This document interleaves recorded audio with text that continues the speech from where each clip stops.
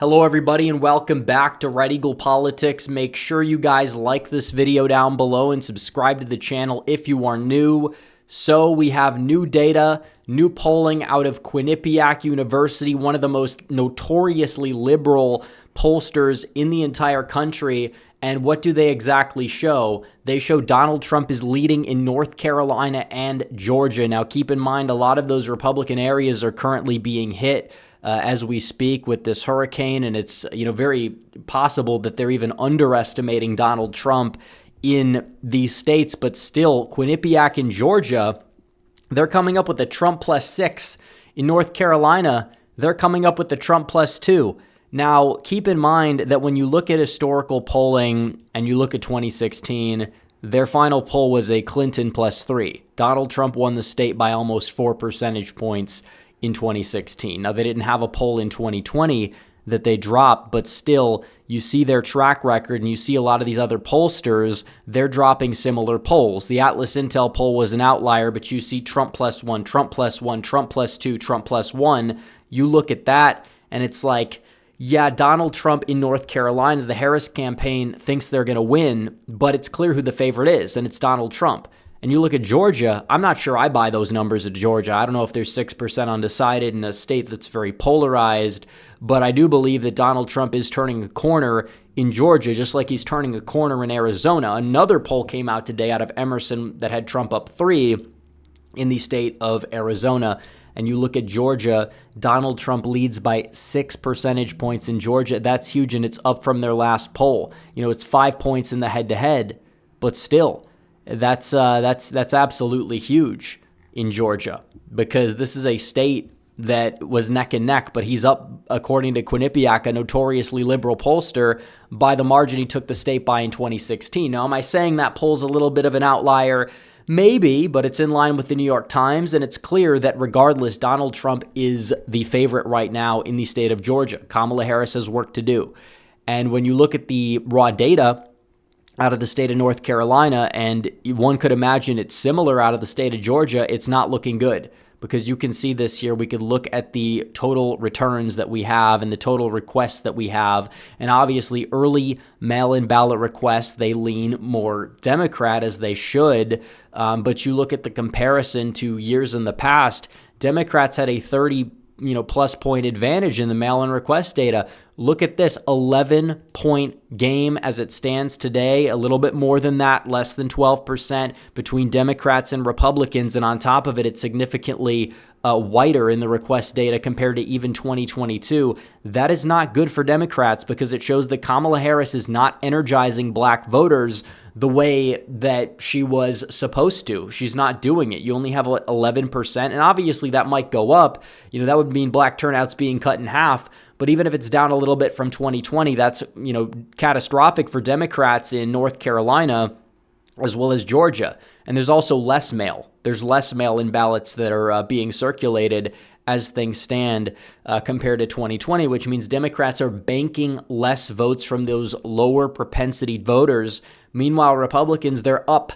And it's true, in 2022, mail was down across the board because COVID was over, but Democrats grew their share of a percentage share in most places in the midterms. Now Republicans are starting to do the opposite in Pennsylvania, in North Carolina. One could say that in Georgia as well, they're probably gaining in that department too, especially because mail-in ballot requests are down across the board in North Carolina, and they're down in Georgia.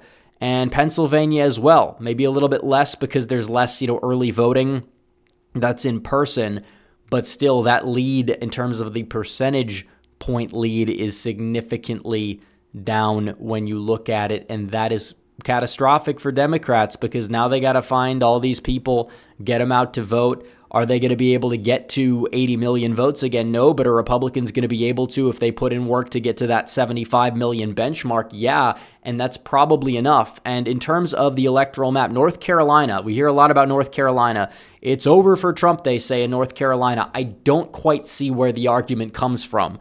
Yes, the Research Triangle has a lot of college-educated whites, but a lot of them voted for Joe Biden. And Joe Biden did not win the state of North Carolina, and he had really high black turnout, and it wasn't enough for him. to win the state of North Carolina. That's going to go down. And the white college vote in some places, do you really think that Trump is going to bleed support from two-time Trump voters of that designation? They clearly oppose the Democrats. Biden was like this, generic Democrat hiding in the basement. Kamala Harris, they're trying to do the same thing to her. It doesn't work. Then she's forced to go out in public, and that doesn't work. She's kind of in a tough bind.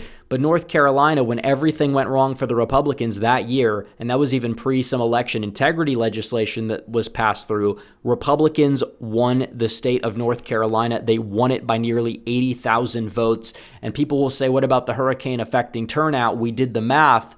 And even if it was worse than Hurricane Sandy in terms of how the hurricane would impact turnout, and there was no, political shift or whatever, it would basically net, the Democrats maybe 18,000 votes max if you see a similar like Hurricane Sandy level turnout drop, which is not usually the case. It seems like this will get squared away sooner. Hurricane Sandy was closer to the election, and people, the in-person early voting is more of a thing now. So it's not like, people are going to have only a small window to rush to the polls. Same, similar thing with the state of Georgia here, where it's impacted much of the, eastern seaboard, not so much the, northwestern part of the state or whatever. But this state is won by, black turnout for the Democrats and doing respectably well with college-educated whites. I think they'll do the latter. I don't think they're going to do the former. I think Trump will gain a few percentage points with black voters, mainly young black men. It doesn't sound like a lot, but it can add up in a state that's razor thin. Meanwhile, you've got the Kemp machine, you've got the rural areas. They're going to come out strong for Donald Trump. Make no mistake about it. And it's just going to come down to a few counties and certain shifts in these suburban counties. I feel like a lot of these like millennials, they're that college-educated, white voter. The millennial men in particular, they have been voting Democrat heavily. And could you see a shift to the right because of, things like crypto and other, things that have happened over the past 4 years, the home purchase rates and the astronomical cost that Donald Trump is talking about? Yeah, I think that Trump is you could even make a case, gain some ground there, kind of how Biden was able to gain some ground with some, white working class voters in some parts of the country, despite them trending hard to the right. Kamala Harris doesn't have that luxury of the Scranton Joe facade. But both of these states are states that Donald Trump either won in 2020 and likely will do, better in to a certain degree, or they're states that are just, neck and neck, and Trump, given certain demographic shifts, can easily improve. And the other thing I'd have to say is this whole Mark Robinson stuff in North Carolina, because people are saying, well, he's scandal-plagued, this report on CNN.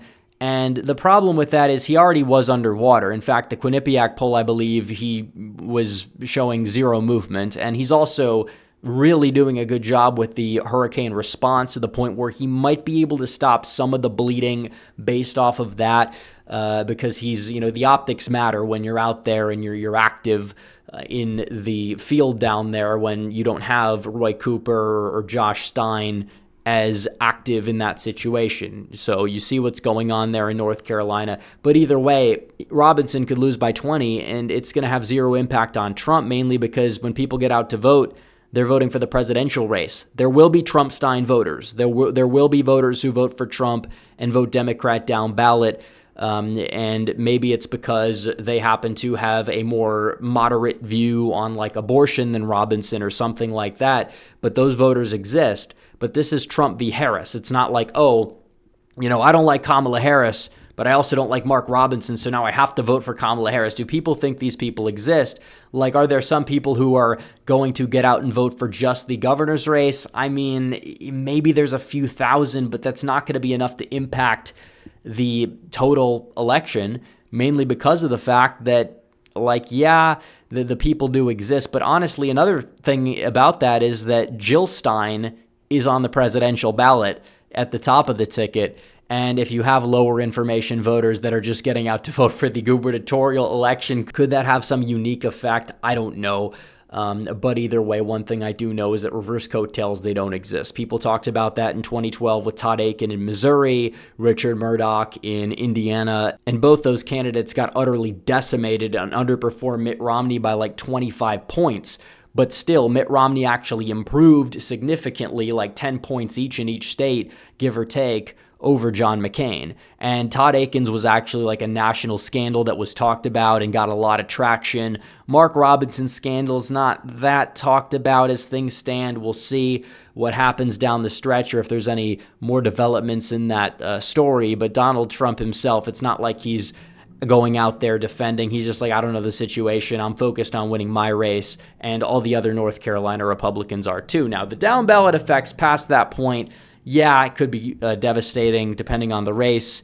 Dan Bishop is not like DOA because of it, but we'll really just have to see what happens in some of those races. But keep in mind, the scandal itself wasn't the problem with Robinson, more so than like the past abortion flip-flopping and the child care ad that Stein was running that was absolutely brutal. But that should not have an impact on Donald Trump's chances in North Carolina. He's in a prime position in North Carolina and Georgia and Arizona. I think the polls are underestimating him once again in Nevada and Wisconsin and Michigan. The question is by how much in those three states. And he currently, Pennsylvania, that's neck and neck in the polls, but the Harris campaign, you know, behind the scenes, it's a different mood. And we saw that as well with the leaked video of Alyssa Slotkin talking about the internal polling in Michigan, because yeah, it's true. Sometimes candidates will say, you know, we're down, donors, especially small dollar donors, please send us money. Ted Cruz sends out those ads all the time. He's not going to lose, most likely. But Alyssa Slotkin was not saying that she was down to the donors. She was saying that Kamala Harris was underwater in Michigan. She didn't even say down by a bit. She said underwater. That's not really the best sign for her because Michigan is usually the most liberal swing state out of these seven. And if their internals, which are more comprehensive because they strive for accuracy and reach a wider number of voters, if they have Kamala Harris down in the Rust Belt, that is atrocious for Kamala Harris. It's absolutely atrocious for her. And who knows what's going to happen on election night, but we got to keep going. But these numbers out of Quinnipiac, very liberal pollster, one of the most liberal pollsters in the country, Donald Trump is in a prime position to sweep the Sun Belt. Big time news for Donald Trump. So anyways, guys, thanks for watching this video. Like this video down below, comment down below, subscribe to the channel, hit the bell for notifications so you never miss another video. Follow me on social media. The links are all in the description down below, and I will see you guys in the next one. Red Eagle, out.